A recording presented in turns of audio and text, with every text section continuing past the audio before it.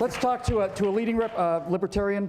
Glenn, the remarkable thing about Instapundit is, I think most people would certainly agree with this, you are a remarkably balanced individual. You are a remarkably fair and balanced man. This issue is a good motto. Well, put it on the banner and I'll take a small stipend.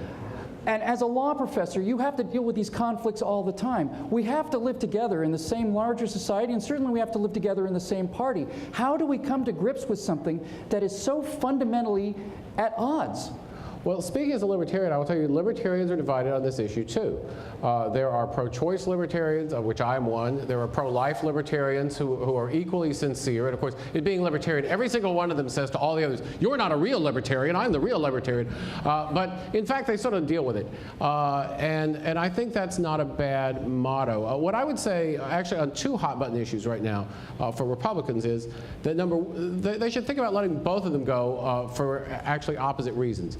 On the abortion issue, I think it is a drag for Republicans politically, and I think it doesn't matter because they're winning the cultural war. The number of abortions are going down. Abortion is somewhat stigmatized now. I mean, Planned Parenthood brought out these T-shirts.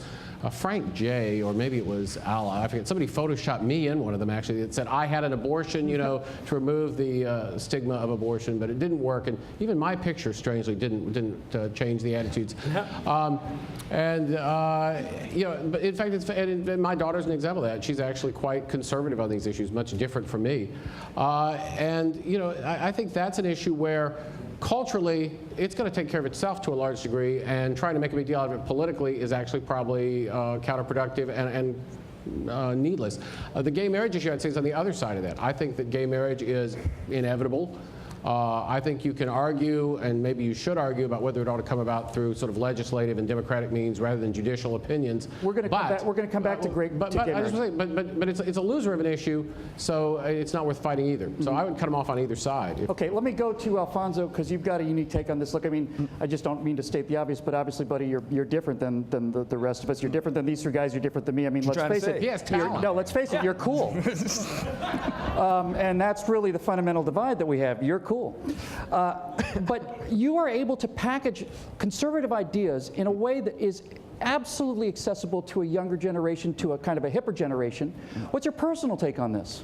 Well, the reason why I think the reason why it's so hard to talk about abortion is because really, where do you go from there? The fact that I'm able to sit on this panel and have a conversation with you, you got to be alive to be here. Whether you're passionate about it or you're passionate about pro-life or pro-choice or whichever, the fact that you're here, being born, has redeeming value, period. So it's like, where do you even go from there? That's why it's hard to wage a good argument about it. I have to disagree in terms about, you know, laws about, you know, being born. A Declaration of Independence tells us that we're all created equal. Every one of us had to go through something to be here. We all have equal shares in that. So yes, right from the womb, right from the get-go, we're equal. So we have equal rights to begin with. So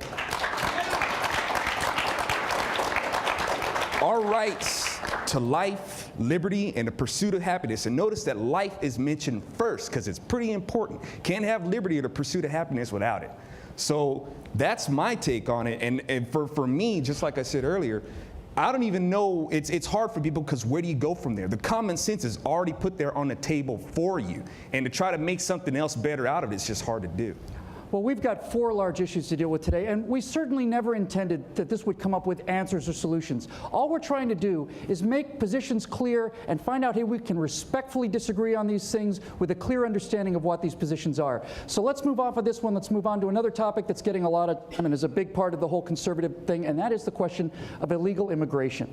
Now, obviously, a lot of conservatives feel that we need to secure the southern border. A lot of conservatives feel that there's an ongoing, unspoken invasion going on, especially when you live in Texas or California, that this is a serious national security, fundamental cultural issue. Is this antithetical to the entire idea that America was formed on, Glenn? Do you think that immigration should be something that needs to be enforced with a fence, or are there better ways to get this problem under control? Well, I think there are better ways, and I think people should distinguish pretty strongly between immigration and immigrants, because I think when I talk to a lot of conservatives, they have a lot of very positive things to say about immigrants because they come here, they work hard, I think that nobody's against that. My own feeling is that I'm in favor of unlimited immigration to people who actually want to come to America and be Americans and uphold American ideas and sort of buy into what the a novel American idea project. I think what the concern a lot of people have is that we really have not an illegal immigration problem, but really what we have is an illegal guest worker problem. That we in fact have a lot of people who come across the border and work, and then if times get bad, they go home. They're sort of an unassimilated population. They're not really Americans. They're not really legal residents. They're not really visitors. And that none of the proposals for dealing with that deal with it very successfully. John, this issue polls very strongly for conservatives. Sure. And it also polls very strongly, actually, among independents. 66% of independents say that illegal immigration is a major problem. But this issue's been demagogued a lot, especially from the left. There should be no logical inconsistency between being pro-immigrant and anti-illegal immigration. Exactly. Those are two ideas that do not have to be in conflict. And I think one of the things we should learn from this debate is, first of all, border security should come first. But it needs to be paired with a very pro-immigrant philosophy and policy. Expand the number of H-1B visas. People who want to come here and work and revive the American dream, we should welcome them aggressively, because that has always been the key to America's success, and it always will be. And finally, the major point that I think doesn't get discussed enough is the old issue of what Teddy Roosevelt called Americanization. It's assimilation.